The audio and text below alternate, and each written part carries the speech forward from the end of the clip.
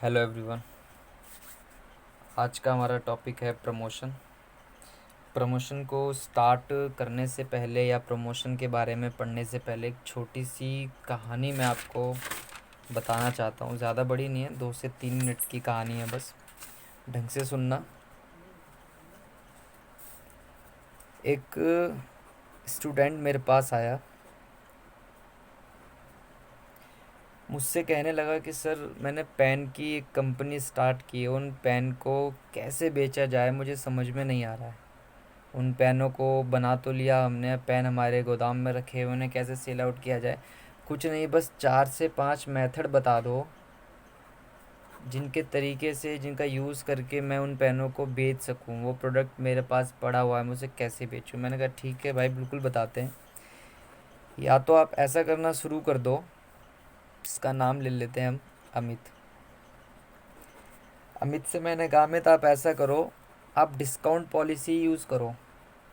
Means आप क्या करो, 10 रुपये का जो आपका पेन अगर आप बेचना चाहते हैं फॉर एग्ज़ाम्पल, वो पेन आप 8 रुपये का बेचना स्टार्ट कर दो।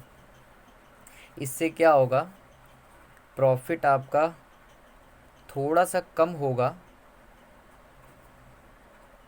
प्रॉफिट आपका कम होगा, लेकिन लॉन्ग टर्म कस्टमर्स बन जाएंगे आपके।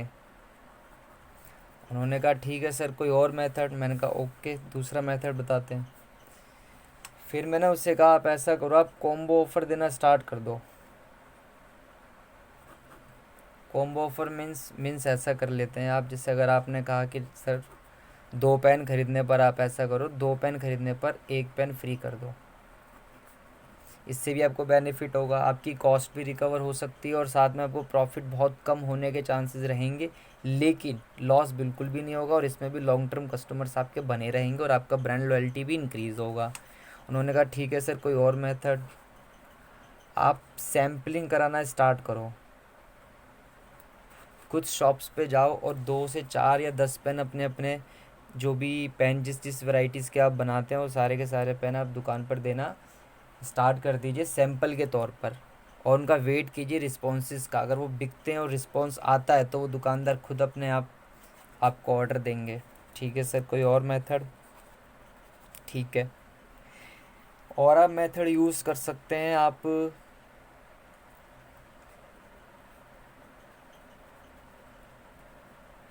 डोर टू डोर सेलिंग करिए। आप घर घर जाकर उस पेन के बॉक्सेस का एडवर्टीज़ करिए, गली में जाकर, मोहल्लों में जाकर लोगों को हायर कीजिए, पैसों पर रख लीजिए। ये थोड़ा सा कॉस्टली हो सकता है, या आपको कॉस्टली पड़ेगा, और इसमें टाइम भी बहुत ज़्यादा कंज्यूम होगा। लेकिन ये कॉस्टली पड़ेगा और इसमें टाइम भी बहुत ज़्यादा कंज्यूम होगा आपका। उसके बाद आप ये भी कर सकते हैं अमित, आप ऐड भी दे सकते हैं। किस पर सर? आप टीवी पर भी ऐड दे सकते हैं, आप किसी न्यूज़पेपर में भी ऐड दे सकते हैं अपने पेन का, या अदर कोई मोड भी हो सकता है। Example social media, Facebook, WhatsApp, इनके ज़रिए भी आप ऐड कर सकते हैं। उन्होंने कहा ठीक है सर, कई सारे मेथड से मैं कैसे इनमें से चयन करूं। तो किसी भी मेथड का चयन करने से पहले सबसे पहले आप ये सोचना कि किस मेथड में आपको सबसे ज़्यादा बेनिफिट होगा, और नुकसान सबसे ज़्यादा, सबसे कम नुकसान किस में होगा, और बेनिफिट सबसे ज़्यादा किस में होगा। आपको ये चीज़ें इसमें देखनी पड़ेंगी। साथ में आपको ये भी देखना पड़ेगा कि कस्टमर लॉयल्टी किसके अंदर क्रिएट होगी, इम्प्रूव होगी। ऐसा नहीं है कि आप केवल अमित प्रॉफिट के पीछे भागोगे। अगर प्रॉफिट के पीछे आप भागोगे तो बिज़नेस कभी भी नहीं कर पाओगे। आप अपने पेन को प्रॉफिट के लिए एक बार तो बेच सकते हो, लेकिन आप उस पेन को दोबारा बेचने के बारे में बिल्कुल भी मत सोचना, क्योंकि अगर आपने प्रॉफिट कमाने के बारे में सोचा और उन पेन को गलत तरीके से बेचने की कोशिश करी, या फिर गलत दिखाने की कोशिश करी, जैसे कि अगर आपने गलत तरीके से एडवर्टीज़ करा, गलत तरीके से पब्लिसिटी करी, उसकी गलत तरीके से डिस्काउंट पॉलिसी लगाई, गलत तरीके से कॉम्बो ऑफ़र में आपने क्या करा, 2 पेन तो दे दिए, 1 पेन फ्री भी दे दिया, लेकिन पता चला कि 2 पेन में से एक ही पेन चलता था, 1 पेन ऑलरेडी ख़राब निकल रहा है उसके अंदर। इस तरीके की पॉलिसी अगर आप अपनाएंगे तो आपका बिज़नेस कभी भी नहीं सेट हो पाएगा। फ्यूचर रेफरेंस के लिए आप वन टाइम प्रॉफिट कमा लेंगे। फिर अमित कहता है सर एक सीधी सी बात बताइए, क्या ऐसा हो सकता है कि मेरा पेन मान लो फॉर एग्ज़ाम्पल हम 10 रुपये का ही बेच रहे हैं, हम मान लो 8 का भी बेचें या 7 का भी बेचें, तो क्या ऐसा लगता है कि इन सब मेथड्स का हम यूज़ करके क्या हम कभी आगे चल के लंबे समय के बाद कुछ ज़्यादा प्रॉफिट अर्न कर पाएंगे? जिस तरीके से आप बता रहे हैं कि सर डिस्काउंट भी दे दें और हम पब्लिसिटी भी कर रहे हैं, कॉम्बो ऑफ़र भी दे रहे हैं, सैम्पलिंग भी करा रहे हैं, डोर टू डोर सेलिंग भी कर रहे हैं, तो इन सब मेथड्स में काफ़ी कॉस्ट भी खर्च होती है, काफ़ी टाइम भी खर्च होता है। तो ये सब करने के बाद, इतनी सारी कॉस्ट एक्सपेंड करने के बाद जब हम ऐड भी देंगे, अगर आप कह रहे हैं न्यूज़पेपर में भी ऐड देंगे, इतना सब करने के बाद फिर आप कह रहे हो कि हमें प्रॉफिट होगा, ये तो मुझे थोड़ा अजीब सा लग रहा है। मैंने कहा बिल्कुल होगा। पल्स टॉफ़ी खाई है आपने अमित? अमित ने कहा हाँ खाई है सर। कितने रुपए की आती है? उसने कहा 1 रुपये की। 1 रुपये की टॉफ़ी बेचने वाला 6 महीने में 100 करोड़ का टर्नओवर लेके बैठ गया था। क्यों? Only due to promotion. Only due to promotion. तो ये जो सारे मेथड्स आपने स्टडी करे हैं, सारे के सारे प्रमोशन के ही टाइप्स हैं, ये सारे के सारे प्रमोशन के अंदर ही कवर होते हैं। जब 1 रुपये की टॉफ़ी बेचने वाला बंदा 6 महीने के अंदर 100 करोड़ की टर्नओवर कर सकता है, क्यों? क्योंकि उसका प्रमोशन बेस्ट था, उसका सेलिंग मेथड बेस्ट था, उसकी कस्टमर लॉयल्टी इंप्रूव करने की, इंक्रीज़ करने का मन था, उसका प्रॉफिट ओरिएंटेड काम नहीं था। उसने ये सोचा, पहले एग्जामिन करा कि मार्केट के अंदर क्या चल रहा है, मैं किस तरीके से अपने प्रोडक्ट को सेल आउट कर सकता हूँ।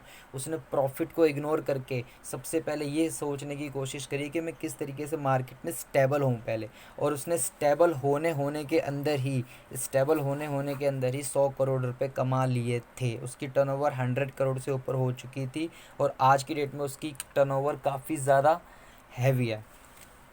तो अमित कहता ठीक है सर, मैं इनमें से कोई भी एक मेथड चूज़ कर लूँगा। लेकिन अमित को मैंने बार बार यही समझाया कि आप कोई भी मेथड चूज़ करें, सबसे पहले सिर्फ हर एक मेथड के बारे में फ़ायदा ना सोचें, हर एक मेथड का बेनिफिट भी साथ लेके चलें, और हर एक मेथड की लिमिटेशन भी साथ लेके चलें। तभी आप किसी भी मेथड को ऑप्ट करने के बाद बेनिफिट कर पाएंगे। चलो आज का टॉपिक स्टार्ट करते हैं, प्रमोशन, जो हमारा आज का टॉपिक है। तो जो हमने अभी तक स्टडी करा और जो भी हमने कहानी सुनी, वो सारी की सारी कहानी रिलेट करती है हमारे आज के इस टॉपिक से, जिसका नाम है प्रमोशन। देखो, प्रमोशन मीन्स कुछ भी नहीं होता है। प्रमोशन एक छोटी सी एक एक हम ये कह सकते हैं कि मेथड्स हैं अपने प्रोडक्ट को हम किस तरीके से मार्केट में बेच सकते हैं। Discount, combo offer, advertisements, news के ज़रिए, टीवी के ज़रिए, डिस्काउंट के ज़रिए, या फिर हम पैम्पलेट में एडवर्टाइज़ कर सकते हैं। सेल्स प्रमोशन के अंदर सारी चीज़ें कवर होंगी। पब्लिसिटी उसकी कर सकते हैं, प्रेस कॉन्फ्रेंस कर सकते हैं, डोर टू डोर घर जाके बेच सकते हैं, हम लोग कमीशन दे सकते हैं मीडिएटर को। तो ये सारे तरीके हम यूज़ कर सकते हैं। ये सारे के सारे तरीके प्रमोशन में कवर होते हैं, जो कि हम प्रोडक्ट को सेल आउट करने के लिए यूज़ करते हैं। चलो प्रमोशन के बारे में जानते हैं। प्रमोशन के 4 बच्चे होते हैं। प्रमोशन का पहला बच्चा होता है पर्सनल सेलिंग। प्रमोशन का दूसरा बच्चा होता है हमारा एडवर्टीज़मेंट। प्रमोशन का तीसरा बच्चा होता है हमारा पब्लिसिटी। और प्रमोशन का फोर्थ जो चिल्ड्रन है वो है हमारा सेल्स प्रमोशन। तो सबसे पहले आज हम डिस्कस करते हैं अभी पर्सनल सेलिंग के बारे में। पर्सनल सेलिंग्स क्या होती है हमारी, इसके अंदर कुछ कीवर्ड्स हैं, ये सारे के सारे आज हम बेनिफिट्स पढ़ेंगे। हम आज प्रमोशंस के चारों बच्चों के बेनिफिट्स के बारे में पढ़ेंगे, लिमिटेशंस के बारे में नहीं पढ़ेंगे। लिमिटेशंस के बारे में हम नेक्स्ट वीडियो में उसके बारे में डालेंगे। आज केवल बेनिफिट्स के बारे में डिस्कशन होगा। तो आज हम डिस्कस करते हैं, अभी स्टार्ट करते हैं सबसे पहले पर्सनल सेलिंग में। देखो, पर्सनल सेलिंग क्या होता है। पर्सनल सेलिंग जो है, सबसे पहली बात तो ये ओल्डेस्ट मेथड होता है। पर्सनल सेलिंग जो होता है वो आपका सबसे ओल्डेस्ट मेथड होता है, किस चीज़ का? प्रमोशन करने का। तो जब से अगर हम कह सकते हैं कि जब प्रमोशन के बारे में स्टार्टिंग जब सोचा होगा लोगों ने, तो सबसे पहले प्रमोशन के कोई और मोड नहीं थे हमारे पास। हम सबसे पहले प्रमोशन के बारे में जब भी सोचते थे तो हमारे दिमाग में सिर्फ पर्सनल सेलिंग का ही ख्याल आता था। मीन्स कि हम घर घर जाएं, घर घर जाकर सामान को बेचें, गलियों में जाकर सामान को बेच के ही हम अपने प्रोडक्ट को सेल करें। ये हमारे दिमाग में सबसे पहले आता था। लेकिन आज के समय में ऐसा नहीं है। आज के समय में इतना डेवलप हो चुका है, इतना डेवलपमेंट हो चुका है, जिसके कारण आज आप अपने प्रोडक्ट को घर बैठे बैठे ही सब कुछ बेच सकते हैं। एग्जांपल अमेज़ोन है, फ्लिपकार्ट है। ये वास्तव में कुछ भी नहीं है, एक ऐप के ज़रिए पूरे वर्ल्ड को आपस में जोड़े बैठे हैं और टर्नओवर लिए बैठे हैं हज़ारों करोड़ों से ऊपर। मीन्स सब ये समझ सकते हैं कि ये केवल किस किस किस वजह से हो पा रहा है, केवल प्रमोशन की वजह से हो पा रहा है। आप प्रोडक्ट को प्रमोट जिस तरीके से करेंगे डिपेंड करता है आपके उसी प्रॉफिट कैसा मिलेगा। मीन्स हम ये कह सकते हैं कि अगर आपको प्रॉफिट कैलकुलेट करना है माइंड में कि हम कितना प्रॉफिट अर्न कर सकते हैं, तो एक बात हमेशा याद रखना, आपको ये डिसाइड करना पड़ेगा कि आपके प्रोडक्ट का प्रमोशन कितना अच्छा होगा। जितना अच्छा आपके प्रोडक्ट का प्रमोशन होगा उतना ही अच्छा आपके प्रोडक्ट का इनकम या फिर रेवेन्यू होगा। चलो आगे डिस्कस करते हैं। तो पर्सनल सेलिंग क्या होता है, आपका सबसे ओल्डेस्ट मेथड है प्रमोशन का। उसके बाद है पर्सनल सेलिंग के अंदर फेस टू फेस इंट्रोडक्शन होता है, यानी कि फेस टू फेस इसकी एक करेक्टरिस्टिक्स होती है पर्सनल सेलिंग की। और जो तीसरा है आपका पर्सनल अटेंशंस होता है। इसमें पर्सनल अटेंशंस होनी बहुत ज़्यादा ज़रूरी है, मीन्स ये दोनों पॉइंट आपस में इंटरकनेक्ट हैं। उसके बाद आपका पर्सनल सेलिंग में ओरल कम्युनिकेशन होता है। कम्युनिकेशन बेसिकली 2 टाइप्स के होते हैं, जो आप कम्युनिकेशन बेसिकली 2 टाइप्स के होते हैं, ओरल कम्युनिकेशन और रिटन कम्युनिकेशन। ये फॉर्मल इनफॉर्मल के ही पार्ट्स होते हैं। तो उनमें से ओरल कम्युनिकेशंस हमारा पर्सनल सेलिंग में कवर होता है। मीन्स पर्सनल सेलिंग जो होता है वो ओरल कम्युनिकेशन के थ्रू ही हो सकता है, जिसको हम प्यार से, पर्सनल सेलिंग को हम प्यार से डोर टू डोर सेलिंग भी कहते हैं। मीन्स घर घर जाकर सामान को बेचना। हमने आसपास पहले कभी या अभी भी या आज के समय में भी हम ये नोटिस करते होंगे कि हमारे गलियों में, हमारे आसपास काफ़ी लोग सामान बेचने के लिए आते हैं, तरह तरह का सामान बेचने के लिए आते हैं। वो सारा का सारा सामान जो बेचते हैं, भले ही उन्होंने कॉन्सेप्ट पढ़ा है या नहीं पढ़ा है मुझे नहीं पता, लेकिन वो सारे के सारे इनडायरेक्टली प्रमोशन के तरीक़ों का ही यूज़ कर रहे हैं। बस फ़र्क इतना है कि वो आउटडेटेड मेथड का यूज़ कर रहे हैं। वो अपने सामान को बहुत अच्छे तरीके से बेच सकते हैं, लेकिन वो आउटडेटेड मेथड का यूज़ कर रहे हैं, दैट इज़ पर्सनल सेलिंग का यूज़ कर रहे हैं, जो कि एक बहुत आउटडेटेड मेथड है। अब अपडेटेड मेथड काफ़ी आ चुके हैं, लेकिन कोई बात नहीं, इट्स ओके। तो दूसरा जो हमारा मेथड है, जो दूसरा बच्चा है पर्सनल सेलिंग का, वो है हमारा एडवर्टीज़मेंट। देखो एडवर्टीज़मेंट के बारे में एक बात हमेशा याद रखना, एडवर्टीज़मेंट जो होती है वो हमेशा एथिकल होनी चाहिए। मीन्स एडवर्टीज़मेंट 2 तरीके से हम कर सकते हैं, एक होता है एथिकल, एक होगा नॉन एथिकल। एथिकल एडवर्टीज़मेंट का मतलब होता है ऐसी एडवर्टीज़मेंट जिसका प्रभाव लोगों पर गलत ना पड़े, और जो कोई भी नेगेटिव एडवर्टीज़मेंट नहीं होनी चाहिए। फॉर एग्ज़ाम्पल ऐसा कोई भी प्रचार नहीं होना चाहिए जो लोगों पर गलत प्रभाव डाले या फिर झूठा हो। कोई भी विज्ञापन आप झूठा नहीं दे सकते हैं या फिर गलत दिशा में नहीं दे सकते हैं।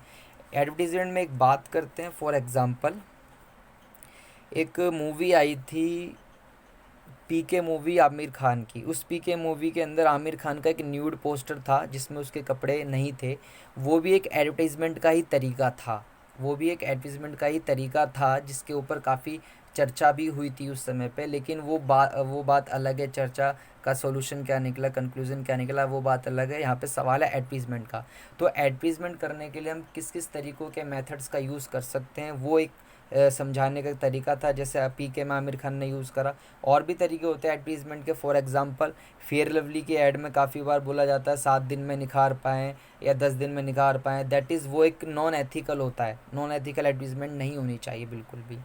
पढ़ते हैं एडवर्टीज़मेंट के बारे में और कि क्या क्या इसके बारे में फ़ीचर्स होती हैं। पहली देखो, जो एडवर्टीज़मेंट होती है वो नॉन पर्सनल होती है। मीन्स इसके अंदर पर्सनल इंटरवेंशन का होना बहुत बिल्कुल भी ज़रूरी नहीं है। मीन्स अगर मान लो मुझे कोई भी ऐड देनी है, या मेरा कोई भी प्रोडक्ट है, या मेरा ये पेन है, तो मैंने इसकी ऐड दे दी, किसमें, टीवी में दे दी, या फिर मैंने अखबार में ऐड दे दी। तो अखबार में मैंने इस पेन की ऐड दी है, ना तो इसमें मैंने आपसे बात करी, ना ही आपने मुझसे बात करी, दिस इज़ नॉन पर्सनल। और जो पर्सनल सेलिंग के बारे में हमने चर्चा की थी, इसके अंदर इस पेन को बेचने के लिए मैं खुद आपके घर पे जा रहा था, that is personal selling. Door to door selling, इसके अंदर हमारा पर्सनल अटेंशंस अटैच्ड हो रहा था, फेस टू फेस इंटरेक्शन हो रहा था, जो कि एडवर्टीज़मेंट में नहीं होता है। थर्ड, इसका जो सेकंड पॉइंट है इसका, वो है आपका, ये बहुत हाईली फ्लेक्सिबल होता है, दैट इज़ लेस कॉस्टली भी होता है, ये हाईली फ्लेक्सिबल भी होता है। मीन्स इसको आसानी से चेंज किया जा सकता है, परिवर्तन किया जा सकता है। उसके बाद है नेक्स्ट आपका मोर डायनेमिक होता है। मीन्स जिस तरीके से आज के समय में environment day to day change होता है, फॉर एग्जांपल कोई भी नई चीज़ आती है, पुरानी रिप्लेस हो जाती है, तो उसके हिसाब से अकॉर्डिंगली एडवर्टीज़मेंट बन जाता है। जैसे कि कुछ एडवर्टीज़मेंट मैं आपको बताना चाहूँगा। कोरोना वायरस के आने से पहले सारे एडवर्टीज़मेंट लगभग कुछ भी ये इम्यूनिटी सिस्टम के बारे में या फिर कोविड-19 को मारने के बारे में ऐसी कोई भी चर्चा नहीं करते थे। लेकिन आज के समय में आप टीवी में सारे एडवर्टीज़मेंट जितने भी देखते हो उसमें से 90% एडवर्टीज़मेंट के अंदर कोविड-19 की बात की जाती है कि ये सिर्फ लगाने से कोविड-19 का बैक्टीरिया मरेगा, ये लगाने से ये मरेगा, ये करेगा तो वो करेगा। आज से पहले या 2 या 3 महीने पहले जब कोरोना वायरस ज़्यादा नहीं था, इससे पहले किसी भी कंपनी ने, चाहे वो लाइफ बॉय हो या कोई अदर कंपनीज़ हो, इन कंपनियों ने कोई भी कोविड-19 के वायरस को मारने या ख़त्म करने के बारे में चर्चा नहीं की थी किसी भी ऐड में 2 से 3 महीने पहले। लेकिन आज तरह तरह की कंपनीज इसको कोविड-19 के वायरस को लेकर ऐड बना रही हैं। क्यों? जैसे जैसे एनवायरनमेंट चेंज हो रहा है, जैसे जैसे चीज़ें चेंज हो रही है, परिवर्तन हो रही है, वैसे वैसे अपनी ऐड को भी चेंज करते रहते हैं। दैट इज़ ईजिली मॉडिफाई कर सकते हैं हम एडवर्टीज़मेंट को। एडवर्टीज़मेंट 2 तरीके से कराया जा सकता है। प्रिंट एडवर्टीज़मेंट भी बोल सकते हैं, इलेक्ट्रॉनिक एडवर्टीज़मेंट भी बोल सकते हैं, दैट इज़ जिसको हम प्रिंट मीडिया या फिर इलेक्ट्रॉनिक मीडिया भी बोलते हैं। प्रिंट के अंदर कवर होती है हमारी कौन कौन सी चीज़ें, जैसे फॉर एग्जांपल के तौर पर हम ले लेते हैं कि न्यूज़पेपर में आप कोई ऐड दे सकते हैं, इश्तिहार दे सकते हैं, पैम्पलेट के ज़रिए हो सकता है या फिर कोई अदर मोड भी हो सकता है प्रिंट के अंदर बेसिकली। इलेक्ट्रॉनिक में क्या चीज़ें कवर होंगी, कुछ एग्जांपल्स हैं, कुछ फॉर एग्जांपल रेडियो हो सकता है, कोई टेलीविज़न के ज़रिए कोई आपने ऐड कराई है या फिर कोई भी सोशल साइट है या कोई भी सोशल मीडिया के थ्रू आपने करा रहे हो। फॉर एग्जांपल व्हाट्सएप है, फेसबुक है, ट्विटर है, इंस्टा है, स्नैपचैट है, ये सारी की सारी चीज़ें जो भी हैं इनके थ्रू अगर आप करा रहे हैं तो इलेक्ट्रॉनिक में कवर होगा और बाकी चीज़ें किस में कवर होंगी, प्रिंट में कवर होंगी आपकी। तो ये था एडवर्टीज़मेंट, ये केवल बेनिफिट्स है, लिमिटेशन नेक्स्ट क्लास में कराएंगे। एडवर्टीज़मेंट के काफ़ी ज़्यादा लिमिटेशंस हैं, इसलिए इनको सारी की सारी लिमिटेशंस को हम नेक्स्ट क्लास में कवर कराएंगे। उसके बाद है प्रिंट और इलेक्ट्रॉनिक में डिफरेंस, थोड़ा सा इसमें बताया गया आपको। अगर हम प्रिंट एडवर्टीज़मेंट का चयन करते हैं तो ये बहुत लेस कॉस्टली होता है, ये मोर कॉस्टली होता है आपका, और ये रिलायबल भी नहीं होता है, दैट इज़ लेस रिलायबल होता है, ये मोर रिलायबल होता है। ये फ्लेक्सिबल भी नहीं होता है और ये फ्लेक्सिबल होता है, ये लंबे समय के लिए यूजेबल होता है और ये शॉर्ट टर्म के लिए होता है। दैट इज़ हमें कह सकते हैं, अगर आपसे पूछा जाए कि प्रिंट मीडिया और electronic media means print advertisement या फिर इलेक्ट्रॉनिक एडवर्टीज़मेंट कराई जाए तो कौन सी बेस्ट है, तो इन दोनों में से हम कह सकते हैं कि दोनों ही बेस्ट हैं। डिपेंड करता है कि हमें एडवर्टीज़मेंट कराने वाला कौन है। अगर आप कहते हो सर हमें कॉस्ट कम खर्च करनी है, दैट इज़ आप प्रिंट मीडिया का चयन करें। आप कहते हैं नहीं सर मैं ऐसा एडवर्टाइजमेंट करना चाहता हूँ जो बहुत ज़्यादा रिलायबल हो, लोग जिस पे विश्वास भी करें, तो आप इलेक्ट्रॉनिक का इस्तेमाल करेंगे। फिर आप कहोगे सर नहीं मुझे ऐसी एडवर्टीज़मेंट करानी है जो लंबे समय के लिए संभाल के रखी जा सके, दैट इज़ आप ई मीडिया का इस्तेमाल करेंगे, ई एडवर्टीज़मेंट का इस्तेमाल करेंगे। बिकॉज प्रिंट को आप ज़्यादा दिनों तक संभाल के नहीं रह सकते हैं। फॉर एग्ज़ाम्पल अगर आप डायरी में रखा हुआ है या आपने न्यूज़पेपर में रखा हुआ है या फिर आपने पैम्पलेट के ज़रिए रखा हुआ है, बारिश आ गई भीग भी सकता है, ख़राब भी हो सकता है, आग लगने पे भी वो लॉस हो सकता है, तो काफ़ी रीज़न्स होते हैं जो ख़राब हो सकता है। बट ई मीडिया और हमेशा सेफ़ रहता है, उसमें कोई दिक्कत नहीं होती है। इसके एडवर्टीज़मेंट का कीवर्ड्स जो हैं मेन वो बहुत इंपॉर्टेंट हैं जो आपको हेल्प कर सकते हैं। 3M कॉन्सेप्ट भी हम कह सकते हैं, 3M कॉन्सेप्ट भी हम कह सकते हैं एडवर्टीज़मेंट को। 3M कॉन्सेप्ट में क्या 3 चीज़ें कवर होंगी, M1 मनी होता है, M2 मीडिया होगा आपको और M3 मैसेज होगा। मीन्स एडवर्टीज़मेंट में ये 3 बातें बहुत ज़रूरी होती हैं। एडवर्टीज़मेंट में ये 3 बातें बहुत ज़्यादा ज़रूरी होती है। कौन कौन सी? पहली, एडवर्टीज़मेंट में मनी का इन्वॉल्वमेंट बहुत ज़रूरी होता है, मीडिया का इन्वॉल्वमेंट बहुत ज़रूरी होता है और मैसेज का इन्वॉल्वमेंट बहुत ज़रूरी होता है। ये तीनों कीवर्ड जहाँ पर मैच होते हैं दैट इज़ वो एडवर्टीज़मेंट को क्रिएट करते हैं। डन। उसके बाद हमारा जो नेक्स्ट है वो है पब्लिसिटी। पब्लिसिटी पढ़ने से पहले हम एक डिस्कस करते हैं, एक शो आता है कपिल शर्मा शो। कपिल शर्मा शो जो है उसके अंदर जितने भी गेस्ट वगैरह आते हैं वो सारे के सारे जो आते हैं वो नॉन पेड होते हैं, मीन्स उनमें किसी भी प्रकार का मनी का इन्वॉल्वमेंट नहीं होता है। दैट इज़ पब्लिसिटी का एग्जांपल हम कह सकते हैं कि कपिल शर्मा शो एक पब्लिसिटी कॉन्सेप्ट का एक बहुत बड़ा एग्जांपल है अपने आप में। ये पूरी तरीके से पब्लिसिटी नॉन पर्सनल होता है, पब्लिसिटी भी नॉन पर्सनल टेक्निक होती है। एक ये कह सकते हैं पूरी की पूरी सिमिलर होती है। ये सिमिलर होती है किसकी, एडवर्टीजमेंट की तरह होता है सेम, बस कुछ डिफरेंस होता है। कुछ डिफरेंस मीन्स ओनली 1 M का डिफरेंस होता है। अगर मैं कहूँ 3M का कॉन्सेप्ट एप्लीकेबल होता है किस पर, एडवर्टीजमेंट पर, तो पब्लिसिटी पे 2M का कॉन्सेप्ट के लिए एप्लीकेबल होता है 2M का। 3M का होता है एडवर्टीजमेंट पर और पब्लिसिटी पर होगा 2M का। ओनली 1M का डिफरेंस होता है पब्लिसिटी और एडवर्टीजमेंट में। अदरवाइज एडवर्टीजमेंट में और पब्लिसिटी में कोई भी डिफरेंस नहीं होता, बोथ आर सेम। कुछ एग्जांपल्स हैं पब्लिसिटी के, जो प्रेस रिलीज़ हो सकती है, प्रेस कॉन्फ्रेंस हो सकती है। ये 2 एग्जांपल्स हैं जो बहुत बड़े एग्जांपल्स, आप इन्हें इस्तेमाल कर सकते हैं और ये बहुत यूजेबल एग्जांपल्स होते हैं। उसके बाद है पब्लिसिटी को 2M कॉन्सेप्ट भी कहते हैं। जिस तरीके से हम एडवर्टीज़मेंट को 3M कॉन्सेप्ट कहते हैं, उसी तरीके से हम पब्लिसिटी को 2M कॉन्सेप्ट कहते हैं। 2M concept means 1M is media और second M is message. Means यहाँ पर आपने क्या नोटिस करा, देखो एडवर्टीज़मेंट में 3M थे, मनी भी इंक्लूड था वहाँ पर और मीडिया भी था और मैसेज भी था। लेकिन जब हम पब्लिसिटी की बात करते हैं तो पब्लिसिटी के अंदर मनी का इन्वॉल्वमेंट ख़त्म हो जाता है। पब्लिसिटी में देख रहे हो आप, एक तो आपका मीडिया कवर होता है, एक आपका मैसेज है। यहाँ पर जो तीसरा था मनी, जो कि एडवर्टीज़मेंट में हमने पढ़ा, एडवर्टीज़मेंट में कवर होता है लेकिन पब्लिसिटी में वो ख़त्म हो जाता है। मीन्स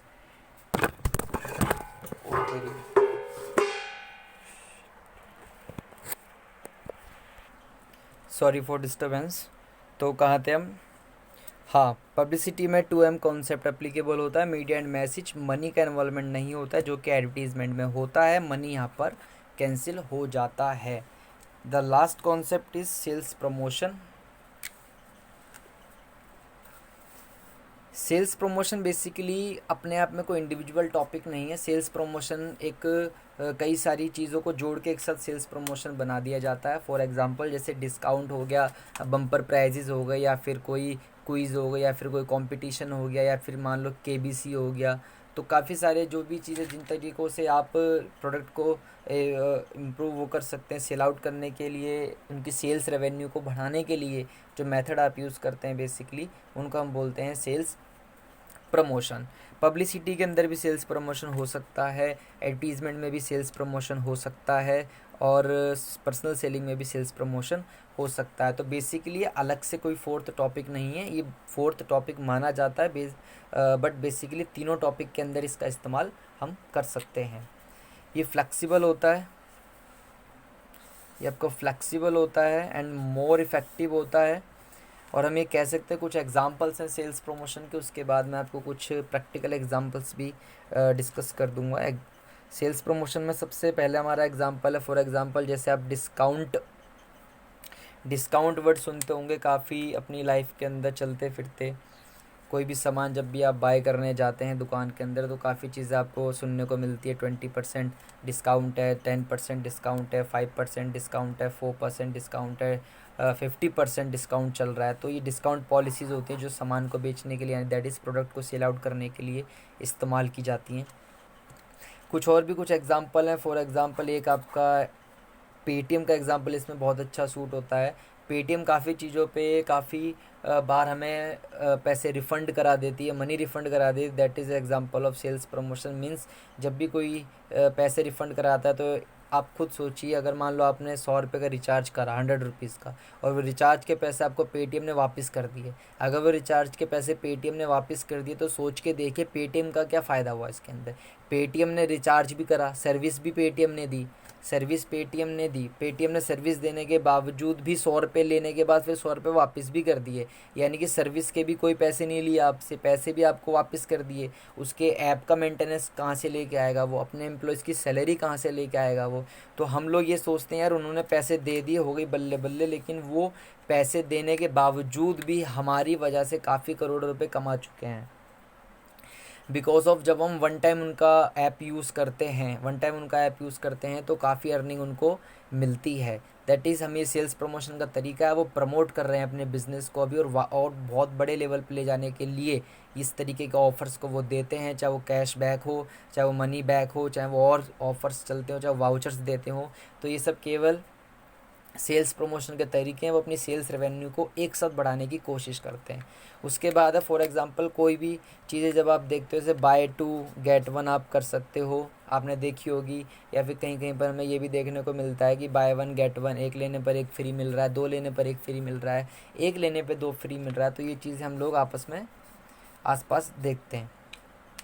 एक एग्जांपल ये भी आप देख सकते हैं 20% ऑफ द परचेज 10,000। कहीं कहीं पर ऐसा होता है कि कुछ लिमिट्स डिसाइड कर दी जाती हैं। फॉर एग्ज़ाम्पल कुछ लिमिट डिसाइड कर दी जाती हैं कि अगर आप 10,000 से या फिर आप 5,000 से ऊपर अब आप कोई भी सामान खरीदते हैं तो आपको इतने % ऑफ होगा।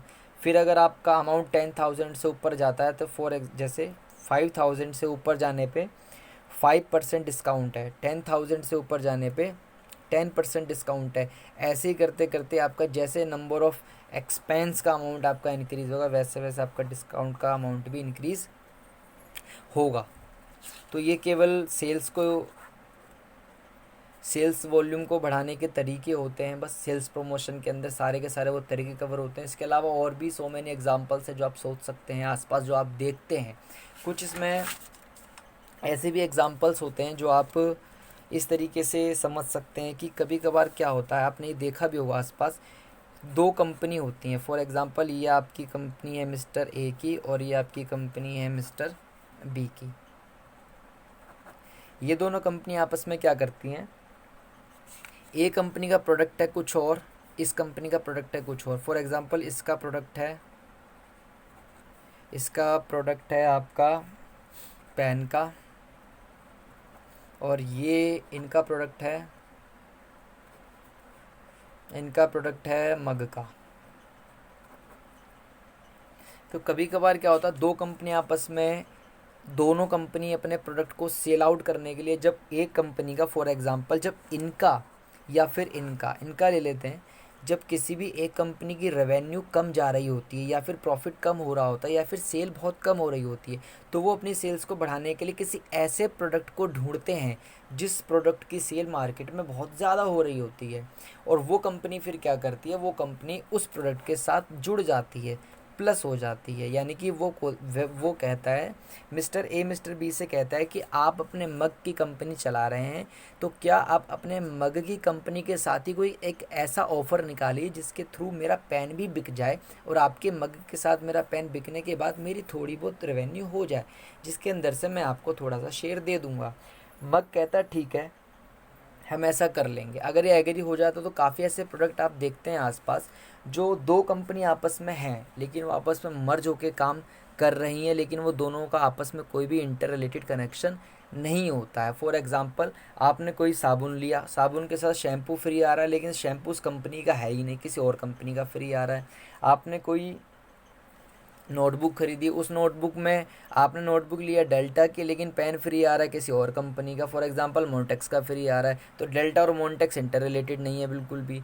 दैट इज़ कभी कभार ऐसा, काफ़ी बार ऐसा होता है जब कोई भी एक कंपनी प्रॉफिट के अंदर नहीं जा रही होती है, लगातार लॉस या फिर उसका सेल्स वॉल्यूम कम हो जाता है, तो वो एक ऐसी कंपनी को आइडेंटिफाई करती है जिस कंपनी के साथ वो जुड़कर अपने प्रोडक्ट को सेल करती है, साथ में आकर मर्ज करके सेल करती है, ताकि मेरी कंपनी की ये जाती हुई या मेरी कंपनी की जो जा चुकी है सेल्स वॉल्यूम, जो रेशो नीचे गिर चुका है, उस सेल्स वॉल्यूम के रेशो को दोबारा से अगेन हम उसको स्टार्ट कर सकें और आगे बढ़ा सकें। दैट इज़ हमें कह सकते हैं कि अपने फ़ायदे के लिए काफ़ी ऐसी कंपनीज़ होती हैं जो प्रमोशन करने के लिए आपस में जुड़ जाती है और अपने कंपनी के प्रोडक्ट का प्रमोट करती हैं, और प्रमोट करने के बाद जैसे ही वो सेल्स वॉल्यूम इंक्रीज़ हो जाता है वैसे वो आपस में फिर अलग अलग होकर काम करना स्टार्ट कर देती हैं। बाकी इन चारों टॉपिक्स की जो लिमिटेशंस हैं वो जैसे पर्सनल सेलिंग की, एडवर्टीज़मेंट्स की और आपकी पब्लिसिटी की और सेल्स प्रमोशन की, इनकी जितनी भी लिमिटेशंस हैं वो नेक्स्ट क्लास में, नेक्स्ट लेक्चर में डिस्कस होंगी। आज केवल बेनिफिट्स हैं, लेकिन ये इंट्रोडक्टरी टॉपिक्स हैं केवल, इनके लिए आपको कंप्लीट क्लास लेनी ही। जी, ये केवल इंट्रोडक्टरी टॉपिक था, इनको केवल आप स्टडी करने के बाद के अपनी बुक से ज़रूर स्टडी करें डीपली अच्छी तरीके से, और अपनी बुक से स्टडी करने के बाद ही इनमें